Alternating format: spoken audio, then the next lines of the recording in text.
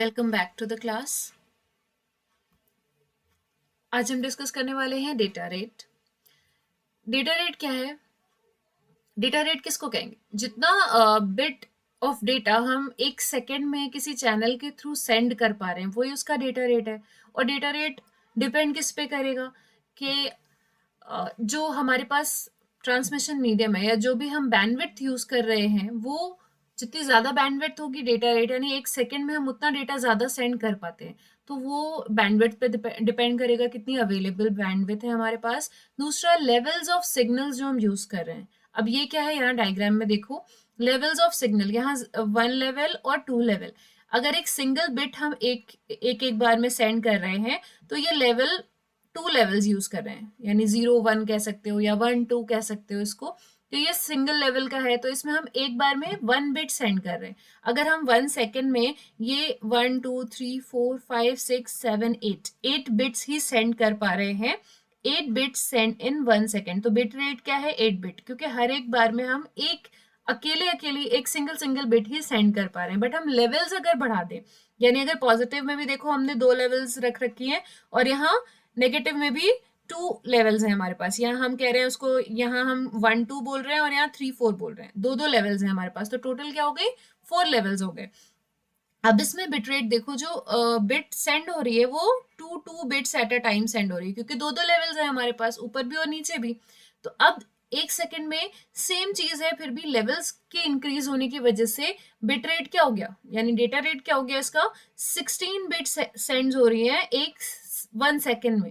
Bit rate क्या हो गया? 16 बिट्स पर सेकेंड हो गया। तो जैसे जैसे लेवल्स इंक्रीज कर जाती है डिजिटल सिग्नल 2 लेवल के साथ और ये 4 लेवल के साथ, हमने जैसे ही लेवल बढ़ाया बिट रेट इंक्रीज हो गया। तो लेवल ऑफ द सिग्नल जो हम यूज कर रहे हैं उस पर डेटा रेट डिपेंड करता है। यस, डिपेंड करता है।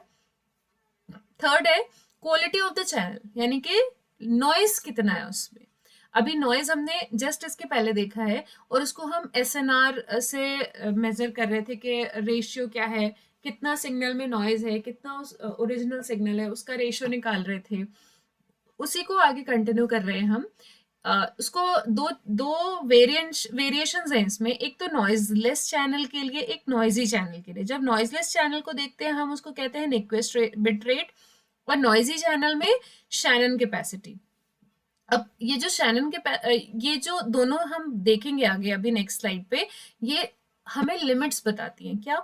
शैनन कैपेसिटी हमें अपर लिमिट देती है कि कितना हम एक चैनल में कितना हमारे पास लिमिट है सेंड करने के लिए, ताकि हमारा डेटा जो है वो पहुंच जाएगा इजीली, उसमें कुछ ऐसा नहीं हो जाएगा कि वो डिस्टॉर्ट होके बिल्कुल फिनिश हो जाए, वो पहुंच सकता है। उसकी कैपेसिटी क्या है चैनल की। और निक्विस्ट कैपेसिटी हमें बताता है कि कितने लेवल्स हमें चाहिए इस डेटा को सेंड करने के लिए, यानी लेवल्स निकालने के लिए हम ये बिटरेट यूज करते हैं।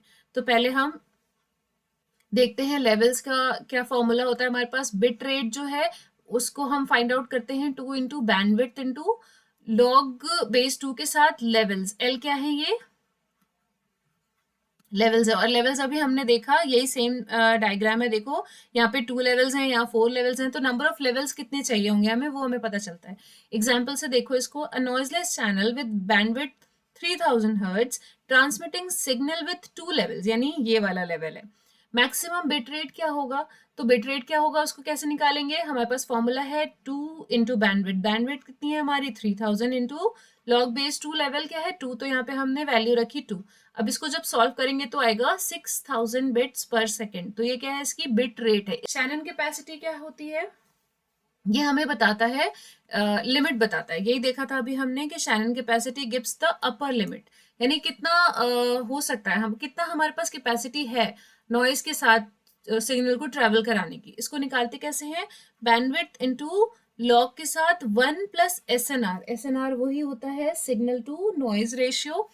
अगर चैनल एक्सट्रीमली नॉइजी है, यानी वैसे भी देखो अगर चैनल में बहुत सारा नॉइज आ रहा है तो क्या आप वॉइस जो है, ओरिजिनल जो सिग्नल है उसको आइडेंटिफाई कर पाओगे? नहीं कर पाओगे।